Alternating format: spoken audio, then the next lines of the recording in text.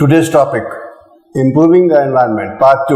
Hello friends, last I told you about pollution and today I will tell you how to improve upon the environment. Treatment of human and animal waste. The production of waste is a natural phenomenon for all living beings, man or animal. It is an irony that underdeveloped and developing countries particularly are not able to handle this recurring waste in totality. Speaking of our country, the bulk of it is left untreated, not even disposed of. Thanks to our open-air latrines, our trains strewing excreta add to this phenomenon. Mountains of garbage and seas of sewage are common sights in most of our towns and cities. The untreated waste is usually discharged into open nalas, which discharge it into rivers or the sea. It is the foremost cause of polluting the rivers, ponds, canals or seas.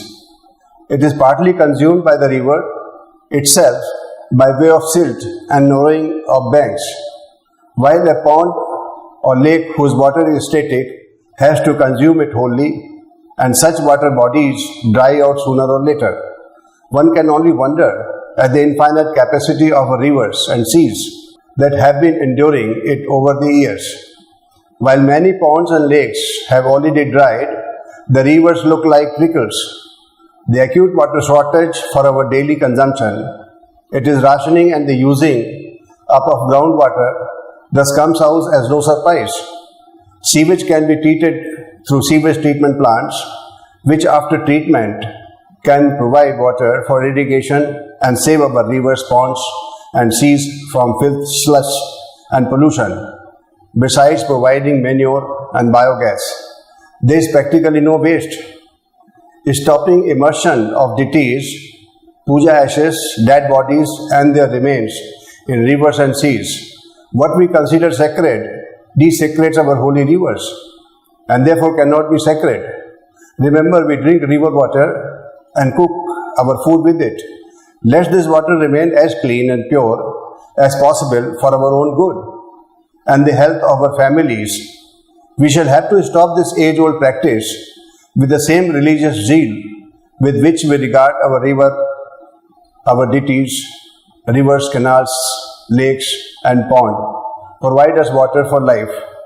We must venerate them rather than desecrate them. I also insist to shift cremation grounds away from river banks to let our sacred rivers flow clean and remain holy. It will call for educating our masses, which education would be imparted and inculcated at the school level. When this is practiced with true spirit and dedication, cleanliness and desilting of rivers and their development will become an easy affair. Those who live near river banks must be dissuaded from throwing their garbage into the river or washing their clothes and utensils in it. We shall have to keep our holy rivers, ponds, lakes and canals clean if we want their blessings as our sacred duty. The lasting solution to eradicate this meanness once and for all is development of the rural areas as discussed before, and sending the families so settled on the river banks or other water bodies back to their native places as soon as possible.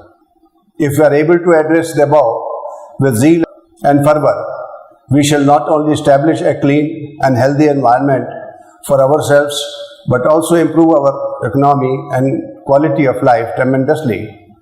Dear friends, for the present, I finish up here.